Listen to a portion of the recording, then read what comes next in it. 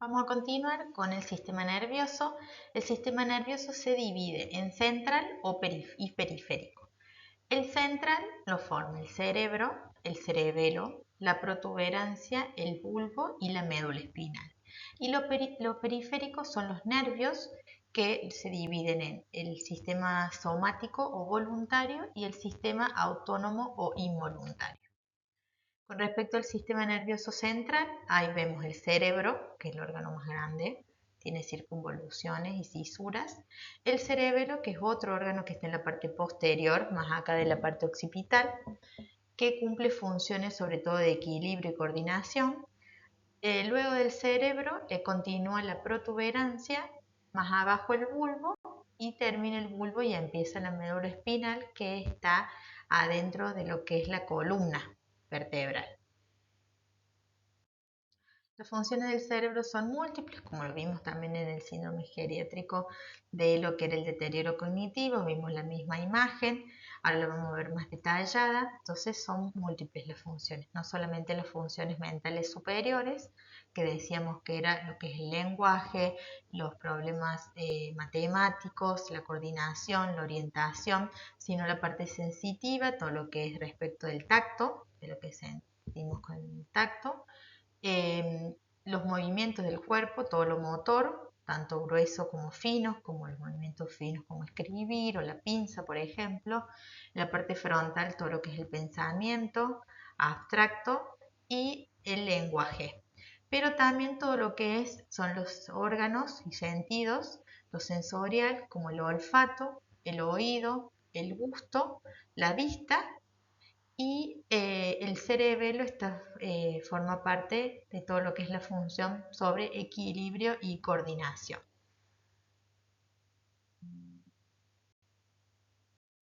Si hiciéramos un corte transversal del cerebro, lo que vemos es que la cubierta, la corteza, tiene sustancia gris y en el interior tenemos la sustancia blanca. Eso sería el sistema nervioso central. Vamos a pasar a lo que es el sistema para revisar lo que es el sistema nervioso periférico, que son todos los nervios que salen. Pueden salir los nervios del cerebro, que son los nervios craneales que le llamamos, o pueden salir de la médula espinal, que son los nervios periféricos espinales o raquídeos. La función de estos nervios es conectar el sistema nervioso central con los miembros y los otros órganos. También tienen la función de coordinar, regular e integrar los órganos internos por medio de respuestas involuntarias. Los nervios raquídeos o espinales son los que se prolongan desde la médula espinal y se distribuyen por todo el cuerpo. Este sistema nervioso periférico, aparte de dividirse en espinal y en craneales, se dividen en autónomos y somáticos. Los autónomos son los involuntarios, que es el sistema simpático y parasimpático, que controla todo lo que son las funciones involuntarias y están relacionados a todo lo que son los otros sistemas, como el aparato digestivo, el respiratorio, urogenital, el sistema vascular y la mayoría de las partes de las glándulas.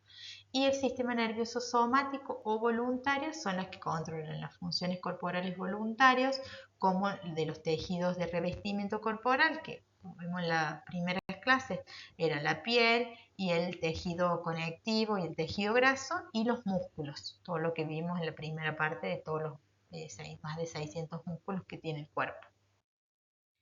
Con respecto al sistema somático o voluntario, que por ejemplo lo necesitamos para realizar movimientos voluntarios como caminar o hacer una taza de té, por ejemplo, participa la parte del sistema nervioso central, que es el cerebro, de la corteza, que es la corteza motora primaria, bajan la misma vía, que son las neuronas, por lo que es la protuberancia, bulbo, llega hasta la médula, y en la médula, ese es un corte transversal de la médula, que tiene esa forma como de H, de la sustancia gris y la sustancia blanca, salen los nervios periféricos o raquídeos hasta llegar a lo que son por las vías sensitivas y motoras hasta llegar a la piel, por ejemplo, y a los músculos.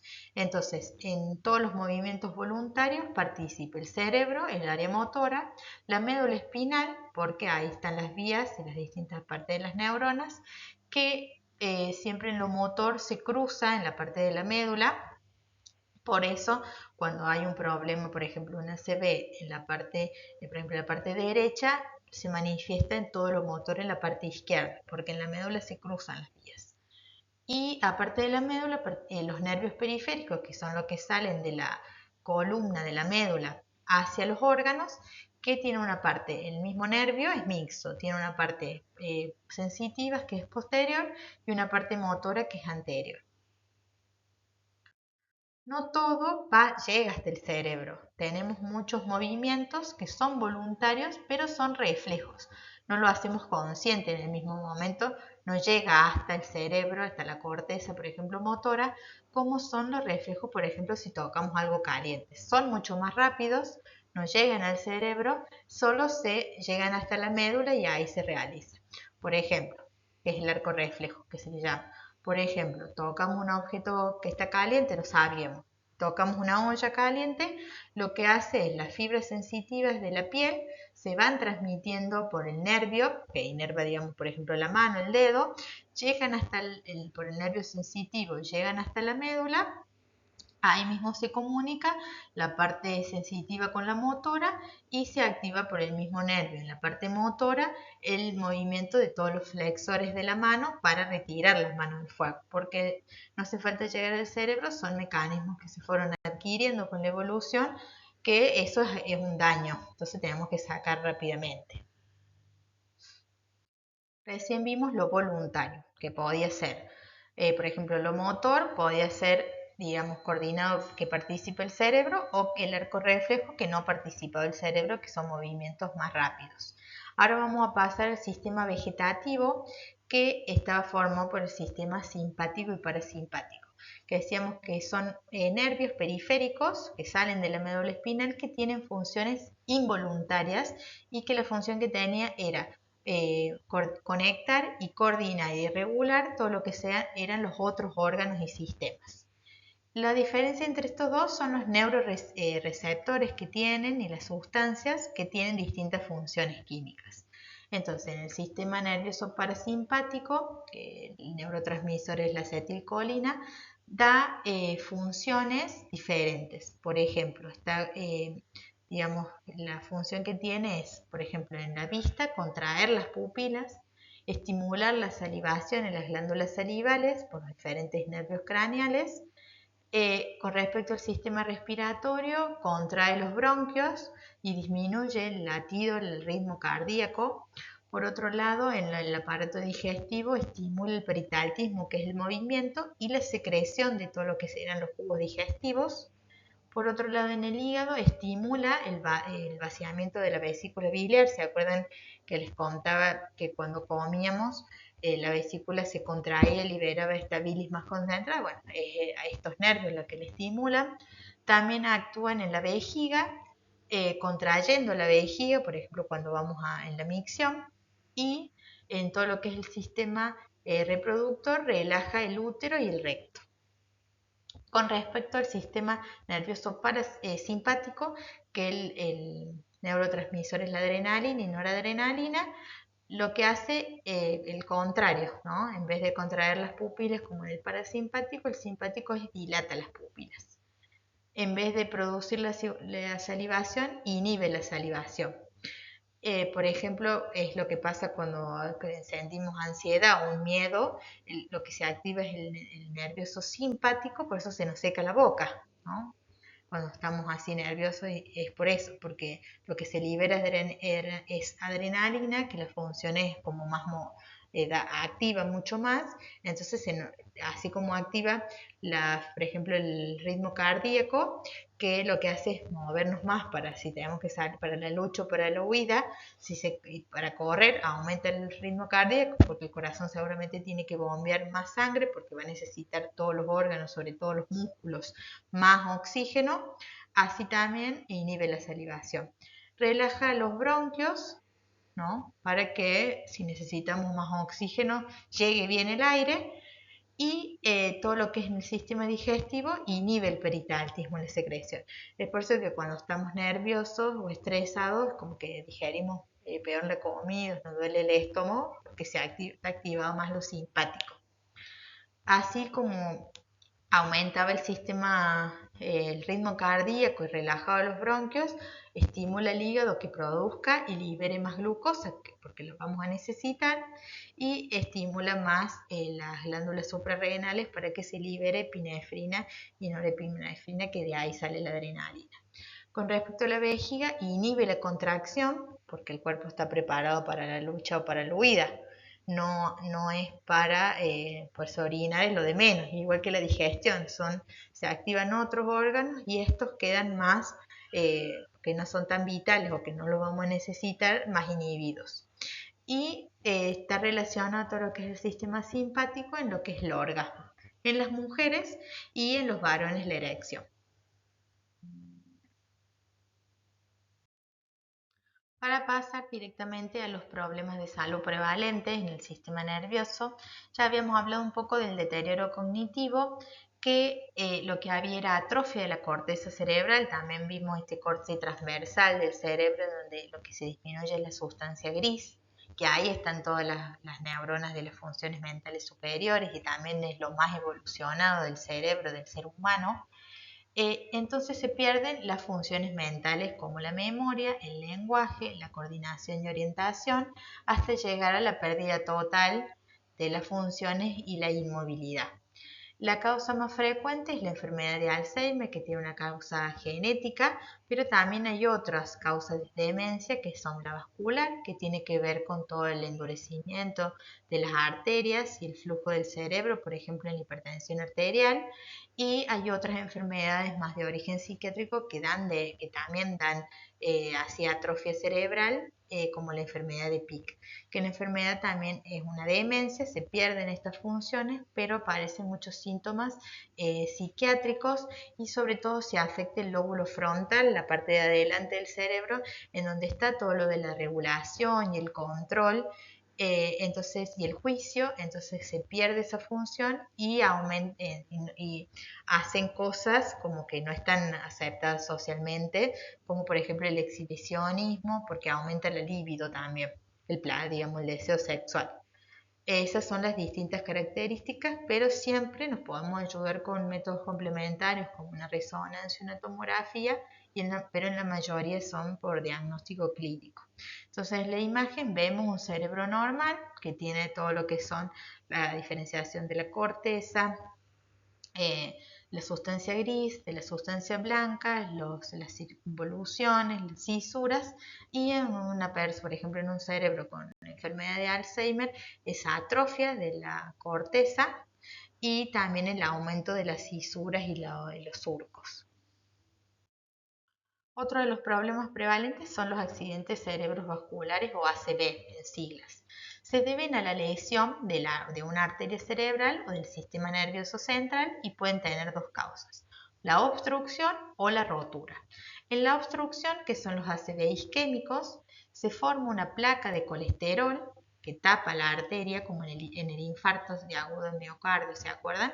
O un trombo, que es un coágulo de sangre, porque se activan sobre todo las plaquetas y otros factores de coagulación, que tapan completamente la arteria e impiden el flujo sanguíneo a esa área del cerebro que irriga esa arteria. Entonces hay falta de oxígeno y nutrientes y hay muerte celular, igual que el infarto agudo de miocardio. Y la otra causa es la rotura de la pared, que puede ser por un aneurisma. Los aneurismas son como bolsitas o sacos en la pared de la arteria que ya vienen, digamos, que congénitamente desde que nacemos. Entonces ese aneurisma, esa bolsita de la pared de la arteria, se rompe con mayor facilidad. Eso es lo que le llamamos aneurisma y pueden ser causa de ACV. Y la causa, digamos, hemorrágico. Lo que se pierde es la sangre que va circulando por la arteria, entonces se rompe y se acumula sangre y hay pérdida del flujo, o sea, la sangre se difunde por esa parte del cerebro y no llega el flujo sanguíneo a esa parte del cerebro que tenía que irrigar. Entonces hay aumento de la presión digamos, del cerebro, la presión intracraneal, y hay riesgo de muerte inminente. Acá lo vemos con imágenes para que quede claro. La primera es la rotura, el ACV hemorrágico. La segunda es la trombosis, que se forma el coágulo de sangre, hay obstrucción y ACV. Y la placa de colesterol por obstrucción, que también es el ACV isquémico. La placa de colesterol, igual que en el infarto agudo de miocardio, se va formando por distintas condiciones de riesgo. El daño en la arteria, entonces hay daño en la arteria y se va pegando, por así decirlo, el colesterol y se va formando esa placa. Las condiciones de riesgo son la hipertensión arterial, el fumar, el tabaquismo, comer rico en grasas y aumento del colesterol, por ejemplo, el sedentarismo, no hacer actividad física y el estrés. Otro de los problemas prevalentes del sistema nervioso son las parálisis, que parálisis le llamamos a la pérdida total o parcial de la movilidad y de la fuerza del cuerpo. Pueden comprometer una o más zonas del cuerpo y puede ser producto por una lesión cerebral o de la médula espinal, o sea, del sistema nervioso central. Entonces esta lesión impide la comunicación entre el cerebro y los músculos. La parálisis pueden ser totales o parciales y pueden ocurrir en uno o en ambos lados del cuerpo. La parálisis de la mitad inferior del cuerpo, que afecta ambas piernas, se denomina paraplegia. La parálisis que afecta a los brazos y piernas, los 4 miembros, es la cuadriplegia. La mayoría de las parálisis se deben a ACV o lesiones de la médula espinal, pero también pueden ser del sistema nervioso periférico, que son otro tipo de enfermedades que afectan directamente los nervios en su totalidad, que son, por ejemplo, la esclerosis lateral amiotrófica u otras enfermedades así neurológicas. La diferencia de la parálisis con la parestesia es que la parálisis afecta la parte motora y sensitiva, o sea, todo el nervio. En cambio, la parestesia es la parte solamente sensitiva. Y lo que sentimos es el hormigueo o la pérdida de sensibilidad, eso como si te clavaran alfileres, y eso es por el daño o la irritación, pero solamente de la parte sensitiva. No está afectada la parte motora. Entonces, acá vamos a reemplazar los tipos de parálisis. Como decíamos, la monoparesia, que por ejemplo afecta un miembro superior, porque afecta un segmento de la médula, una mitad de la médula. Diferente es la hemiplegia, que afecta lo que es facial, brazos, braquial que le llamamos, y piernas como crural. Entonces, siempre si la lesión está, como veíamos antes, que se cruzaban las vías en lo que es la médula, entonces si la lesión, por ejemplo una ACV o un tumor o otra causa, va a estar en la parte derecha, lo que vamos a ver es el brazo y la pierna izquierda. La mayoría de las veces no corresponde la cara, si es por ejemplo cerebral, no corresponde la cara, es de un lado, del mismo lado de la lesión, y brazos y piernas, porque se cruza más abajo en la médula, del otro lado. La paraplegia es la lesión por lesión total, por ejemplo, de la médula. Si la lesión está torácica o lumbar más abajo, lo que vamos a perder es la sensibilidad y la motricidad de ambos miembros inferiores. Depende de la localización de la lesión, puede afectarse los otros órganos. ¿Se acuerdan? El sistema periférico, que salía de la médula, entonces van a estar todos esos nervios implicados. Todo lo que son la vejiga, por ejemplo, los controles de esfínteres o los otros órganos, por ejemplo, reproductores. Y en la cuadriplegia, que es lesión total de la médula cervical, está afectados los 2 miembros superiores, ambos brazos, ambas piernas y las otras funciones. Lo que es el control de esfínteres, tanto de materia fecal como de orina. Puede estar afectado también el sistema digestivo. Lo que no está afectado es lo que es la respiración y la frecuencia cardíaca, porque eso lo regula, es autonómica y también lo regulan otras funciones más primitivas del bulbo raquídeo. Por último, las convulsiones son frecuentes, las convulsiones son descargas eléctricas en el cerebro anómalas y se comunican a todo el cuerpo dando movimientos, que pueden ser tónicos como más duros o clónicos de movimientos involuntarios y consiguientemente se pierde el conocimiento. Pueden deberse a una enfermedad específica que da convulsiones que la epilepsia, pero hay otras enfermedades como por ejemplo infecciones, meningitis o encefalitis, tumores cerebrales o hemorragia en el cerebro, como decíamos recién de los ACVs hemorrágicos. Siempre es importante saber qué hacen en estos momentos porque hay muchos mitos. Entonces, siempre poner a la persona en la posición de seguridad, que es ponerlo de costado para que no se pueda broncoaspirar. Hay que separar los objetos, que por ejemplo donde cayó, si hay una silla, una mesa cerca o la cama, separarle todo para que si se mueve no se golpee más. Poner una almohada o una ropa, lo que tengan debajo de la cabeza para que no se golpee la cabeza y llamar al servicio de emergencias.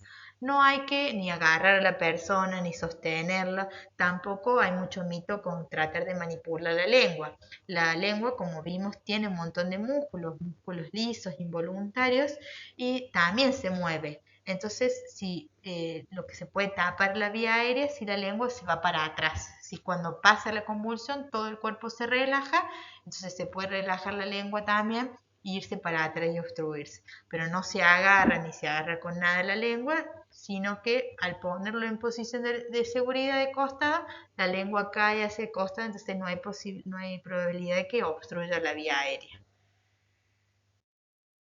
Bueno, muchas gracias. Nos vemos en la próxima.